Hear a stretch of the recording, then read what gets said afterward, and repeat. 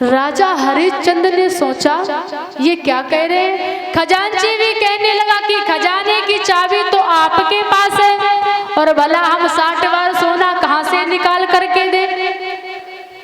राजा हरिश्चंद्र ने मन में विचार किया तो एकदम से पछाड़ खा करके जमीन पर गिर जाते हैं। बोले मुझसे कितनी बड़ी भूल हो गई, संकल्प में तो मैं पहले ही खजाने की चाबी को रख चुका हूँ।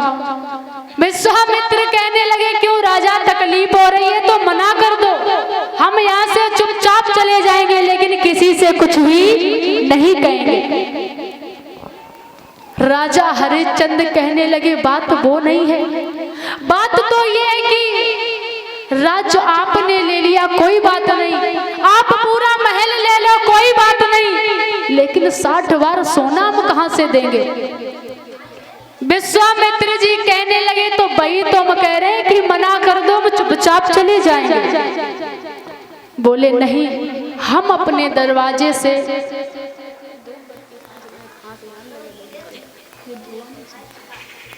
महाराज परीक्षित जी अगरबत्ती यहाँ ना लगाया करो, क्योंकि फिर खांसी आने लगेगी, हमें दिक्कत होगी, थोड़ा दूरी पर लगाया करें। कहने लगे कि आप चिंता ना करो, मैं अपनी पत्नी से एक बार जाकर के पूछाता हूँ और मैं अपनी पत्नी से पूछ लूंगा। विश्वामित्र जी कहने लगे जब उसको पता चलेगा कि तुम पूरा राज्य हार गए हो तो भला कौन पत्नी तुम्हारा साथ देगी। राजा हरिश्चंद्र जी कहने लगे हमारी पत्नी ऐसी नहीं है। बोले फिर कैसी है। मेरी पत्नी सदैव मेरा कहना मानती है, जो कहते हैं वही करती है। और इसी बीच में परम सम्मानीय आनंद किशोर गुप्ता जी की तरफ से 201 मुद्राएं भगवान के चरणों में भेंट हो रही हैं। विनती करते प्रभु ऐसे भक्तों के जीवन में सदैव खुशहाली बनी रहे, जो भी कामना जो भी आकांक्षा वो पूर्ण हो। बोलिए शंकर भगवान की।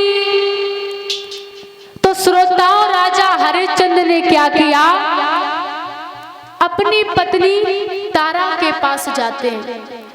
तो तारा ने जैसे ही दूर से आते हुए देखा तो मन में सोचने लगती है, पहले महाराज जब कभी भी आया करते थे तो चेहरा प्रसन्न हुआ करता था, लेकिन आज कैसे मनहीन है।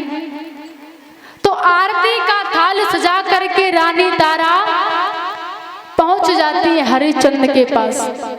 हरिश्चंद्र कहने लगते हैं तारा ये आरती का थाल रख दो, अब ये हमारे लिए नहीं है। रानी तारा कहने लगी ऐसी कौन सी बात है जो आप ये बातें बोल रहे हो।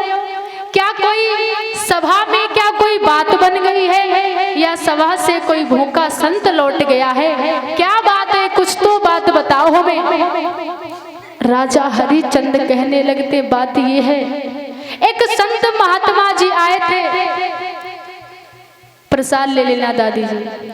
संत महात्मा आए थे और उन्होंने धोखा से पूरे राज्य को ले लिया है। तारा कहने लगी तो क्या हुआ, पूरे राज्य को ले लिया, कम से कम आप तो सलामत हो, जो अपना था नहीं उसके लिए क्या रोना। अच्छा माताओं को बात बताओ, कोई द्वारे पर संत महात्मा आए और वो आपका पूरा घर ले लें आपके पति से, और आपका पति आपसे बोले